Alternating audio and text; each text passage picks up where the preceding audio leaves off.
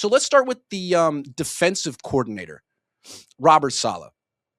What does he got to do against Jonathan Taylor and Philip Rivers? Well,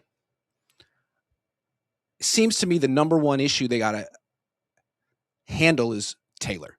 Philip Rivers, if he could hand off every single play in this game and never pass, I'm sure the Colts would be just fine with that. So you got to stop Jonathan Taylor. And in this last game, the Niners couldn't stop Tony Pollard or Tajay Spears or any running back on the Titans. So clearly, you got to Sam Okwanu coming back. You got to play different players. Tatum Bethune coming back. Tour Gross Matos coming back. See who can actually hold up against the run because it's not Cleveland Farrell or Keon White at the end. But I think like some schematic formational adjustments could work as well. Like, what do we know about Philip Rivers? What do we see in his first start? He didn't throw down the field at all. And the Niners said that they assume that he can. I don't assume that he can. If he could, he would have. They have Alec Pierce. They have Michael Pittman. They have guys who can go and get the ball down the field, but Rivers doesn't seem like he can get it to him. So if your number one priority is stopping the run and you're facing a quarterback who gets rid of the ball quickly and doesn't throw it deep down the field, then how should you line up on defense?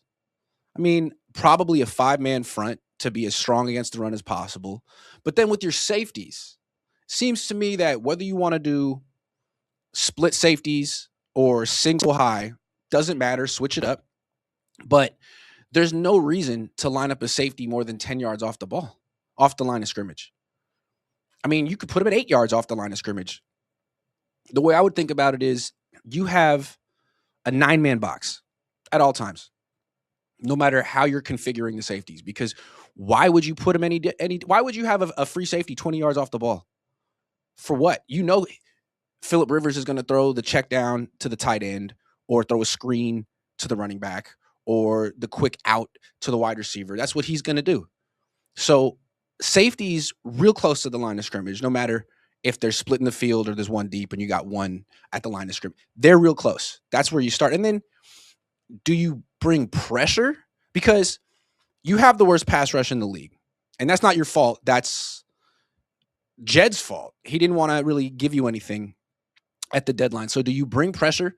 16 sacks in 14 games. You've really decided, no, you're not going to bring pressure. You're going to hang back and bend but don't break and don't give up. It's been working. And, you know, in this game, I also wouldn't bring pressure. It doesn't make sense to rush 5 and 6 against Philip Rivers when he's so smart. You're not going to fool him. He's going to see the pressure. He's going to know where it's coming. He's going to know how to beat it. He's going to get rid of the ball quickly. It's kind of like facing Drew Brees. Kind of. And so if you know the ball's coming out quick, if you know he's not throwing down the field, instead of rushing 5, instead of rushing 4, why don't you rush 3 sometimes? That way you have 8 in coverage and you can do 5 in underneath coverage, 3 deep. That way, if Philip Rivers wants to throw underneath, which he does quickly, those windows are really small. Those are risky passes, risky 6-yard passes. He's got to really thread the needle to make it 2nd and 4. That's what I would do. That's what coordinators did against Drew Brees for a long time. If you bring pressure, he's going to beat it. If you dare him to throw the ball quickly, he will, and he'll do it well. If you rush 3, you're daring him to hold the ball. You put the safeties at 8 yards off the ball, you're daring him to throw it down the field. This is what you have to do, because I don't know if he'll accept the dare, and if he does, I don't know if he can execute. So there's no reason to let Jonathan Taylor go off when you have a quarterback who can't stretch the field. That's kind of what happened in Cleveland, right? Like, you faced Quinshon Judkins. You don't have a good run defense, but you faced Quinshon Judkins. It was windy. You're facing Shedeur Sanders. You didn't respect him whatsoever. So you loaded the box, stopped the running back, and forced Shedeur Sanders to make throws he couldn't make. I think the same thing goes here. Obviously, Philip Rivers is better than Shedeur Sanders. He's not going to take sacks, not going to hold the ball. But make him throw tough throws. Don't just give him easy underneath stuff in zone all day, because he'll kill you. If you rush 4 and played, standard cover 3, cover 4, and ask Philip Rivers to dink and dunk his way down the field? He will, because the running back's going to average 6 yards a carry. It's going to be a tough matchup because the Colts have absolutely the personnel to like win time of possession. And the Niners, when they are really good, their offense is sort of playing defense while playing offense, because the defense has been pretty bad against good teams.